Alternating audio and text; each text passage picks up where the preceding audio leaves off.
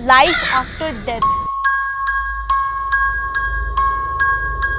कि मृत्यु के बाद होता क्या है। हाँ, मृत्यु के बाद एंड मेरे आज की वीडियो में आप सभी का स्वागत है। एंड मेरे आज का टॉपिक एंड मेरे आज का वीडियो भी बहुत ही ज़्यादा डार्क एंड डीप टॉपिक है। मतलब it is just life after death. तो आज हमारे साथ गुरुजी विराजित हैं एंड ये हमें बताएंगे कि लाइफ के अंतिम क्षणों में जो लाइफ के 10 सेकंड्स आप मतलब अभी डेथ आने वाली है और वो जो 10 सेकंड्स होते हैं उन 10 सेकंड्स में इंसान क्या सोचता है, उनकी क्या मानसिकता होती है एंड जब वो मर जाता है एक मृत शरीर, उसके बाद वो आत्मा का क्या होता है। तो ये मतलब इसके बारे में एक्चुअली जानना मतलब I am really very curious to know, क्योंकि मतलब रियल में तो किसी ने भी नहीं देखा है, पर ऐसे जो अघोरी बाबा जी जो होते हैं इनको तो वो तो अपने दिव्य शक्तियों से बहुत सारी चीज़ें देख सकते हैं, बहुत सारी चीज़ें हमें बता सकते हैं। और यही वो रीज़न है कि आज मैं बाबा जी के साथ आज बाबा जी मुझे बताएंगे कि उन्होंने वो क्या क्या चीज़ें देखते हैं एंड वो एक्चुअल में क्या होती है। तो गुरुजी आप पहले मुझे ये बताइए कि जय महाकाल गुरुजी। जय महाकाल, जय श्री महाकाल। आई एम रियली वेरी फॉर्चुनेट कि गुरुजी वीडियोस बना रहे हैं। तो गुरुजी आप पहले बताइए कि मतलब जिंदगी के बाद लाइफ आफ्टर डेथ। जितना हाँ, मृत्यु सत्य है उतना जीवन भी सत्य है।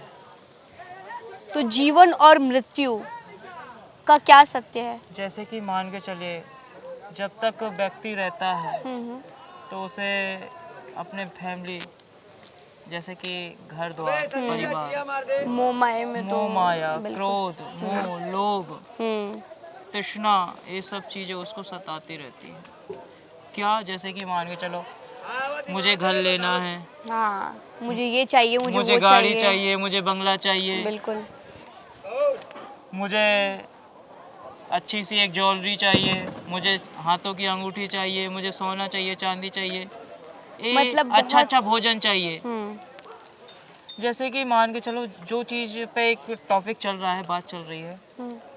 कि मृत्यु के बाद होता क्या है। हाँ, मृत्यु के बाद होता क्या है। जैसे कि मान के चलिए, जो 10 सेकंड रहते, मतलब 10 सेकंड रहते हैं, हाँ शुरू से लेके एंड तक हाँ वो व्यक्ति पूरा जी लेता है। जो बचपन से लेके हाँ उसके बुढ़ापे तक जो कुछ हुआ है, अच्छा बुरा, वो क्या खेल रहा है, क्या कूद रहा है, क्या कर रहा है, क्या खा रहा है, किसके साथ उसने कितनी अच्छी यादें गुजारी हैं, क्या उसने क्या क्या किया है, क्या और नहीं किया है, वो सब कुछ अपनी शुरू से लेके एंड तक पूरी लाइफ जी लेता है।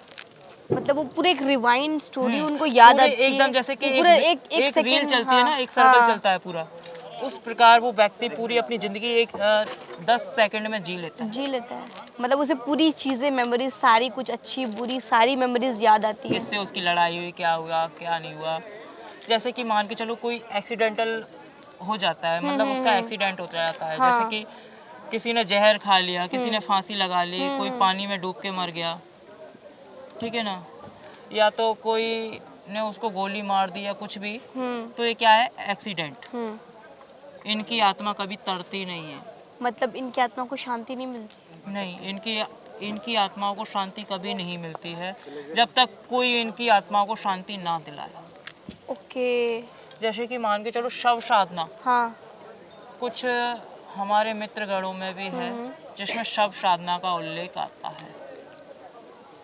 जैसे कि जो अकाल मृत्यु होती है, तो जो अघोर पद्धति का होता है व्यक्ति, अगर उसके ऊपर शव साधना बैठ के की जाए, शव साधना की जाए, हाँ तो उसको जीवन मरण के द्वंद से मुक्ति मिल जाती है। उस आत्मा को, हाँ, उस आत्मा जिसका ये शव है, जिसका शव एक्सीडेंट में मतलब भाई जैसे कि किसी की बेटी रह गई, शादी नहीं हुई उसकी, या कोई किसी से प्रेम करता है, उससे प्रेम नहीं किया और उसको बीच राह में छोड़ दिया, तो इस प्रकार ये चीज़ें चलती हैं। अगर ये चीज़ें उसकी इच्छा पूरी नहीं हुई, हाँ, तो वो जीवन मरण के द्वंद में झूलता रहता है, मतलब उसकी आत्मा को कभी भी शांति नहीं शांति मिलेगी। नहीं मिलती। तो उसकी आत्मा को शांति कब मिलेगी। जब उसका जैसे कि कोई हाँ। उसके घर का कोई पिंडदान कर देता है, ओके। ठीक है तो ना। काशी में पहले तो हाँ। सुनिए, पहले तो होता है ग्याजी में, गया जी, गया गया में होता है। ठीक है ना। ग्याजी में इसका पिंडदान होता है। हम्म। ग्याजी के बाद होता है बनारस, वाराणसी। ये काशी में भी होता है, हाँ काशी के मणिकर्णिका हाँ घाट हाँ, में। वाराणसी उसी को बोला जाता है, हम्म। मणिकर्णिका घाट। हम्म। आप जैसे कि मान के चलिए दशाश्वमेध घाट है, हम्म। यहाँ पे भी आके आप पिंडदान कर सकते हैं। जैसे कि आप पिंड बनाते हो, हम्म। पिंडों का आप दान कर देते हो या कौओं को खिला देते हो या पानी में भिगा देते हो, हम्म। ठीक है ना। हम्म। तो उनकी आत्माओं को शांति मिलती है। तभी उनकी आत्माओं को शांति मिलती है, अब वरना वो उनकी भागीरथ जी हाँ। थे, हाँ। माँ गंगा का आह्वान किया था। हम्म।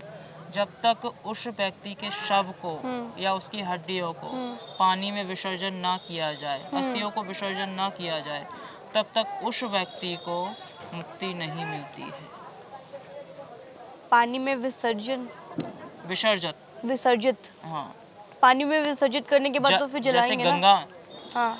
जैसे मान के चलो आपने पहले उसको अग्नि में उसके हम्म। शव को दहा कर दिया, हम्म। जला दिया। हम्म। अब भाई उसकी अस्थियां बचती हैं, हम्म। कोई विचार विवश नहीं कर पाता है, कोई लेट करता है, तो उसकी ओके। आत्मा भटकती रहती है।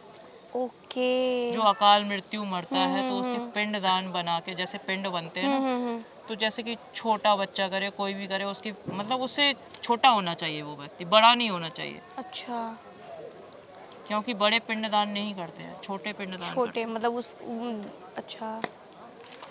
तो जैसे कि मान के चलो हम्म। आप किसी और, जैसे मान के चलो और कोई नहीं कर पा रहा है, तो आप में इंसानियत है, आप दूसरे भी उसका पिंडदान कर सकते हैं। भाई जिसका कोई नहीं होता है आप कर सकते हो। ओके। तो गुरुजी जैसे कि आपने बताया कि पिंडदान करके उनकी आत्माओं को तो शांति मिल जाती है, और क्या आत्माएं जब घाट में आए, कोई भी नॉर्मल घाट में जब आती है, तो क्या आत्मा को शांति मिलने में कितने टाइम लगते हैं, मतलब एक आत्मा को? देखिए, हम्म। एक जैसे कि जो संपूर्ण पारिवारिक अपने सुख भोग लिए हैं, उसको स्वतः ही उसके पिंडदान करते ही। नहीं, पिंडदान नहीं सुनिए करना है सुनिए उनको, सुनिए सुनिए पितर सुनिए, में बुलाना है, फॉर एग्जाम्पल किसी इंसान को। पितृ में बुलाना है तो हाँ। उसका आप आह्वान करके, जैसे कि ग्याजी है, हाँ। बनारस है, हाँ। या ये अपना प्रयागराज पड़ता है गंगा जी, हम्म। या हरिद्वार हो गया, या उज्जैन की शिप्रा नदी हो गई, हम्म। या गंगा सागर हो गया, हम्म। जहाँ पे आपने उनकी अस्थियों को विसर्जन किया है, विसर्जित किया है, तो आप उन्हें वहाँ से लेके जा सकते हो, उन्हें न्योता देके, ठीक है ना। लेकिन एक्सीडेंटल बॉडी का जनरली पिंडदान कर देना सही होता है, हम्म। और जो अगर नॉन नॉन जो मतलब जिनका एक्सीडेंट नहीं हुआ है अपने। जैसे कि मान के चलो किसी को याद नहीं रहता है, हम्म। पिंडदान कितने पीढ़ियों तक का कर सकते हैं अपन? भाई 7 पीढ़ियों तक का उल्लेख चलता है, 7 पीढ़ियां होती हैं। पर गुरुजी जो पिंडदान हाँ। जैसे कि मान के चलो हम्म। कि जहाँ तक देखा गया है, जो भागीरथ जी ने किया था, अपनी 7 पीढ़ियों का उल्लेख किया था, अर्थात 7 पीढ़ियों का पिंडदान किया था उन्होंने। ओके। और लाइफ मतलब लाइफ और डेथ, जब डेथ हो जाता है उसके बाद ये जो आत्मा है वो तो मतलब जैसे कि कितनी सुनिए सुनिए, हाँ। जैसे कि किसी की आत्मा को शांति नहीं मिलती है, ओके। तो कुछ तांत्रिक ऐसे भी रहते हैं, हाँ। उनको वो जगाते हैं। उन आत्माओं को। हाँ, उनको आत्मा को जगाते हैं। ओके। कुछ लोग देखा होगा कि भाई एक्सीडेंटल बॉडी पे बैठ के वो साधना कर रहे हैं, पूजन हाँ। कर रहे हैं, अनुष्ठान कर रहे हैं, ठीक है ना। ये चीज़ हो गई, अनुष्ठान करके उनकी आत्माओं को जगाते हैं, वो उठाते हैं। अच्छा। और उठाने के बाद फिर वो मारण क्रिया, उच्चाटन क्रिया, ये चीज़ करते हैं। तो क्या हो गया भाई, उस व्यक्ति की आत्मा को भी कष्ट पहुंच रहा है। ओके। तो कुछ कष्ट कुछ हाँ। लोग जैसे कि हाँ। जो एक्सीडेंटल बॉडी रहती है, हाँ। तो कुछ लोग उसकी हड्डियां ले जाते हैं, कपाल ले जाते हैं, मुंड ले जाते हैं, है ना।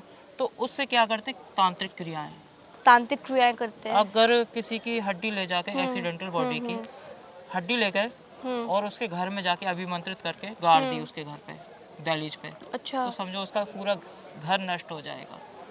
ऐसी भी चीजें होती है? होती है, ये रियल बहुत है, ज्यादा डार्क एंड डीप टॉपिक है। रियल है, होती है होती है? जी, ये होती है। कोई भी कर सकता है? हर कोई नहीं कर सकता है, जिसको जो चीज़ आती है वो कर वही कर सकता है। अगर हर कोई इसको करेगा स्वतः ही नष्ट हो जाएगा, वो खुद। वो खुद नष्ट हो जाएगा, और जो उसके पीछे भी है, हम्म। घर गृहस्थी वाले तो ये चीज़ कर ही नहीं सकते हैं। ये सिर्फ तांत्रिक ही कर सकते हैं?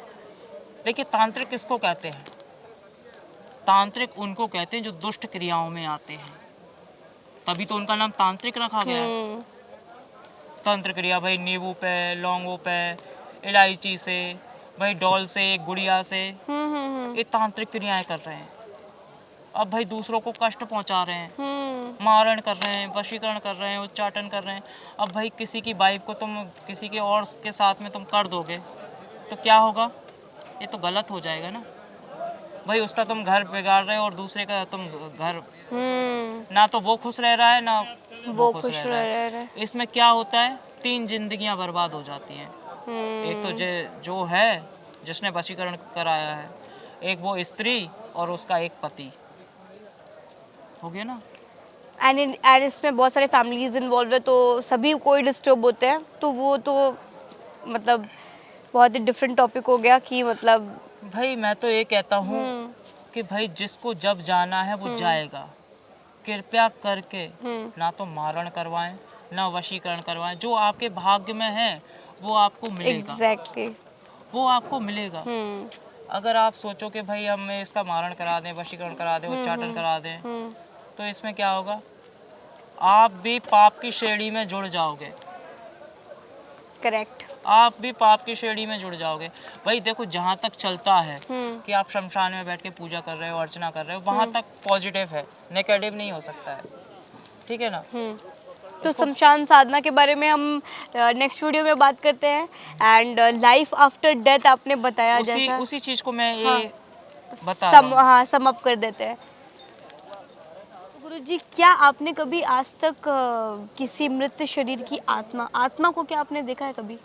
आत्माओं को देखा है, और आत्माओं से कायर भी लिए हैं। कायर मतलब जैसे यानी कि किसी का अच्छा, किसी का बुरा। किसी का अच्छा? जैसे मान के चलो, हाँ कोई व्यक्ति किसी को परेशान कर रहा है, हाँ हाँ। ज़्यादा ही परेशान कर दिया है, ठीक है ना? उस प्रकार उसका जैसे कि मारण हुआ, भाई किसी ने आपके पूरे वंश को निपटा दिया। ये भी होता है? हाँ, तंत्र द्वारा किसी ने आपके वंश को निपटा दिया, भाई मैं तो उसकी रक्षा के लिए खड़ा रहूंगा ना। भाई पापी को मारने में मुझे कोई शर्म नहीं आएगी। अच्छा, तो जैसा बता रहे हैं गुरुजी कि जब आप ये सारी क्रियाएं जो मतलब जो पापी लोगों के लिए आप खड़े रहते हैं, तो क्या आप आत्माओं के साथ इंटरेक्शन बिल्कुल करते हैं? बिल्कुल, आप बातें होती हैं, बातें चीतें होती है, उनसे गुफ्तगू बातें होती हैं। गुरुजी, उनसे आत्माओं का क्या हम उन्हें देखो, आत्माएं भी भूखी रहती है तो मैं उन्हें भोजन देता हूँ। आप देते हैं भोजन? रियल, जैसे कि अगर आत्माओं को भूख लगी है तो हाँ किस हाँ चीज, जैसे खीर हुई, हाँ। खीर हुई। आत्मा क्या खाती है? देखो, ज्यादातर आत्माओं को मीठा अच्छा लगता है। आत्मा को मीठा अच्छा लगता है, और जैसे आत्मा कि को क्या अच्छा लगता है? मीठा अच्छा लगता है, जैसे आप इत्र ले जाओ, खुशबू उन्हें अच्छी लगती है, ओके। ठीक है ना? कुछ उसमें जैसे सब्जी पूड़ी हो गई, ओके। ठीक है ना? कुछ आत्माएं ललाहित रहती हैं ललाहित। तली हुई चीजों, जैसे एक मंत्र नहीं चलता है, ओके। कुछ आत्माएं प्यासी मर जाती हैं तो उनके लिए जल रहता है, कुछ ओके। आत्माएं भूखी मर जाती हैं तो उनके लिए भोजन रहता है। तो गुरुजी, आत्माओं को आप जब आप आत्माओं के साथ मिलते हैं, मतलब क्या एक पर्सनल क्वेश्चन पूछ सकती हो? तो आपने कितनी आत्माओं को देखा अभी तक?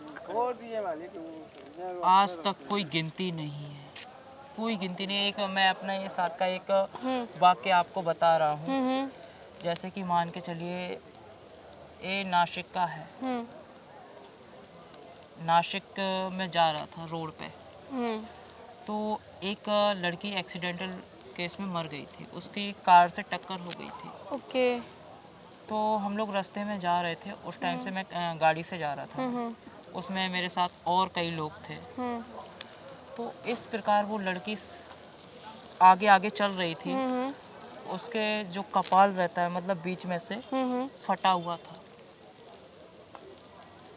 आपने ये देखा? जी, उसमें लड़की का कपाल फटा हुआ था। जो उसका एक पैर था, हाँ। तो पैर पूरा जख्मी था, एक पूरा पैर जख्मी था। अब भाई देखो उसमें कोई जैसे कि मान के चलो शरीर नहीं है, हाँ। आत्मा तो है ना, दिख तो रही है ना। जितनी आप साधना करते हो आपके द्वारा वो चीज़ें आपको दिखेंगी। तो अभी तक आपने अनगिनत आत्माओं को देखा है, और हम आत्मा के ऊपर एक और टॉपिक बना सकते हैं गुरुजी, अगर आपकी आज्ञा हो। इस वीडियो को हम अभी समाप्त करते हैं। Will see you in the next one, and तब तक के लिए हर हर महादेव, जय महाकाल। एंड अगर आप लोगों को मेरी वीडियो अच्छी लगी हो तो आप मेरे चैनल को कंसिडर करें बाय सब्सक्राइबिंग इट, एंड ये अघोर का प्लेलिस्ट चेक करना आप बिल्कुल भी ना भूलें। तो मिलते हैं नेक्स्ट वीडियो में। जय महाकाल। आदेश। जय श्री महाकाल, जय माँ जय कामाख्या। माँ।